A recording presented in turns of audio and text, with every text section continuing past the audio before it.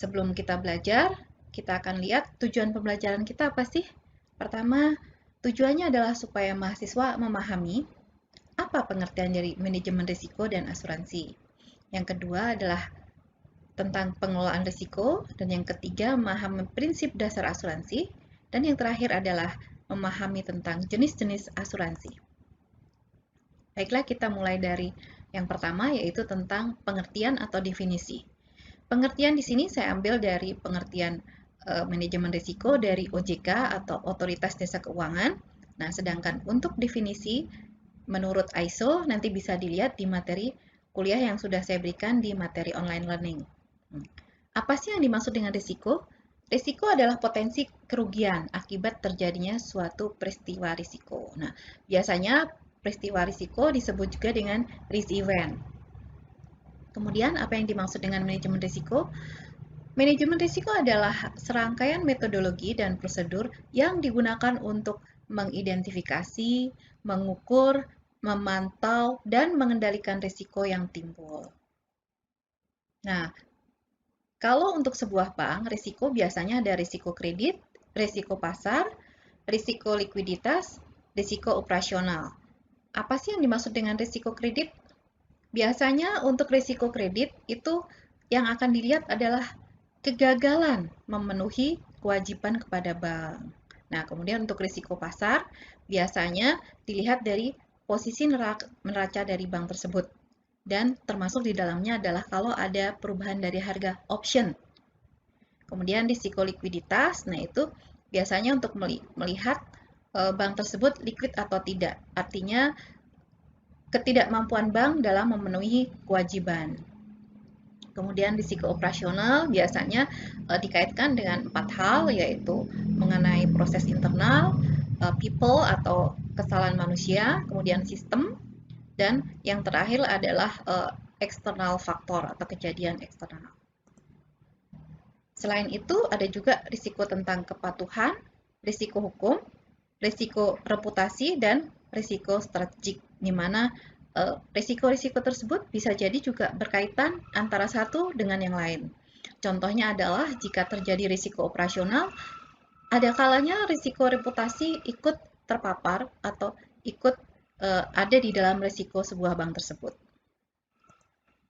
Kemudian, definisi yang lainnya adalah menurut OJK juga, tetapi untuk lembaga jasa keuangan non-bank.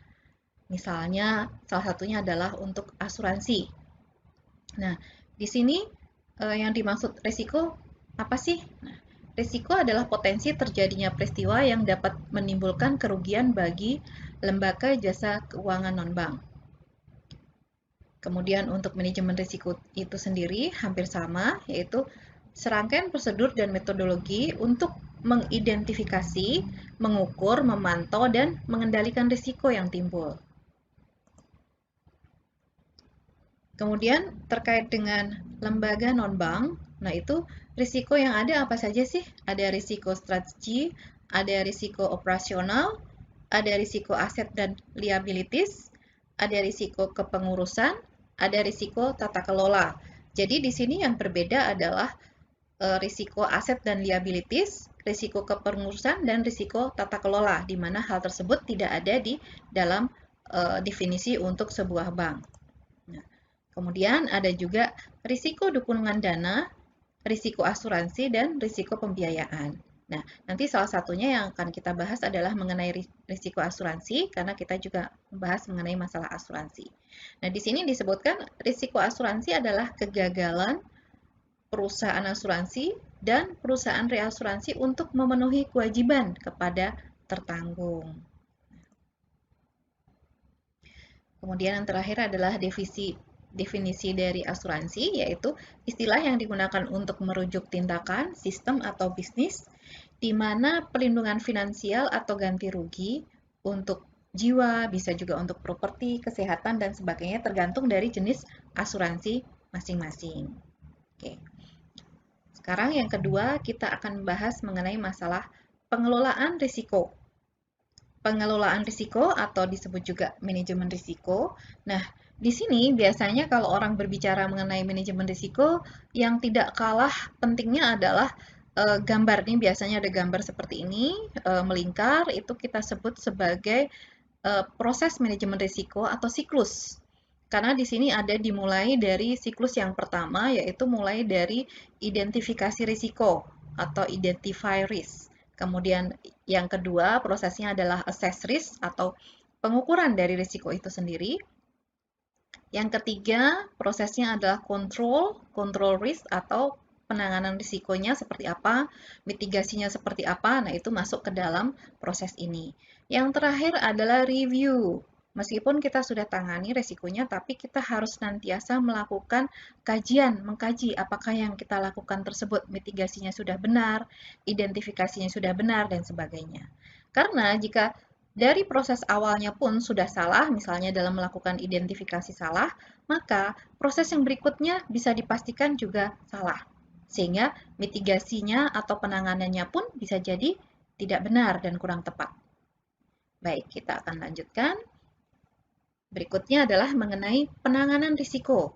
Nah, penanganan risiko seperti apa sih? Nah, risiko itu tidak harus diterima. Ya, kita bisa melakukan penghindaran risiko atau risk avoidance, bisa juga kita menurunkan risiko yang ada, yaitu dengan reduction. Kemudian kita juga bisa menahan risiko atau retention. Nah, selain itu kita juga bisa membagi risiko, yaitu sharing. Nah, yang terakhir adalah kita dengan risk transfer. Nah, risk transfer itu mengalihkan risiko. Salah satu contohnya dengan kita mengikuti asuransi itu adalah merupakan risk transfer. Nah, bisa juga kita dengan proses hedging. Hedging juga melakukan transfer untuk sebuah risiko. Nah, kalau membagi risiko atau risk sharing itu contohnya misalnya kita menabung di sebuah bank. Nah, kita takut nanti bank tersebut misalnya likuiditasnya kurang bagus dan sebagainya. Makanya bisa jadi kita punya tabungan di beberapa bank. Ada bank A, B, C, dan sebagainya. Nah, itu contoh adalah membagi risiko. Kita lanjutkan. Yang keempat adalah mengenai prinsip dasar asuransi. Nah, apa saja sih prinsip dasar asuransi? Nah, di sini asuransi meliputi insurable interest, jadi kepentingan untuk diasuransikan. Jadi seseorang melakukan asuransi itu, apa sih kepentingannya? Misalnya, asuransi mobil atau kendaraan. Kepentingannya adalah supaya kalau misalnya nanti terjadi kecelakaan, hilang, dan sebagainya, dia memiliki cover dana. Jadi tetap ada ganti ruginya. Nah, kemudian good faith atau etikat baik. Kenapa harus ada etikat baik? Karena pada saat orang mengasuransikan sesuatu, mereka harus secara jujur memberitahukan apa sih sebenarnya kondisi yang ada pada barang yang diasuransikan, atau kalau jiwa berarti ya jiwanya sendiri. Misalnya dia ikut asuransi kesehatan, ditanya apakah pernah mengidap sakit kronis, kanker dan sebagainya, dia jawab tidak, padahal seharusnya dia memiliki penyakit. Nah, itu tidak boleh ya. Kemudian yang ketiga adalah proximate cause, jadi kausa proksimal. Yang keempat, indemnity atau ganti rugi itu sendiri. Jadi contohnya misalnya seseorang asuransi kesehatan, kemudian suatu saat dia sakit, nah dia dirawat di rumah sakit, kemudian ada biaya yang dikeluarkan, misalnya 100 juta biayanya. Nah, pihak asuransi akan mengganti rugi sesuai dengan apa yang ditagihkan. Itu disebut untuk poin 4 itu indemnity. Nah, kemudian yang kelima adalah pengalihan hak atau perwalian. Nah, ini adalah pengalihan kepada pihak lain. Nah, yang keenam adalah kontribusi. Kontribusi ini biasanya adalah jika nasabah atau pihak tertanggung itu melakukan asuransi di beberapa tempat, misalnya di 3 perusahaan asuransi. Nah, makanya masing-masing perusahaan asuransi itu akan memberikan kontribusi atau ganti rugi sesuai dengan apa yang telah ditentukan dalam klausula atau dalam polisnya.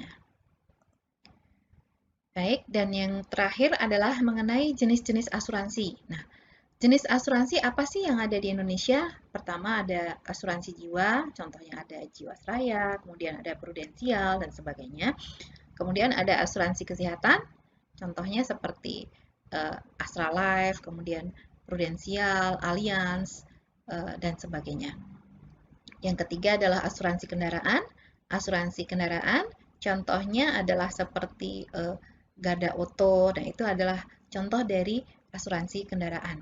Ada juga asuransi untuk properti, pendidikan, bisnis, asuransi umum, asuransi kredit, asuransi kelautan, dan asuransi perjalanan. Itu adalah contoh-contoh dari jenis asuransi yang ada di Indonesia.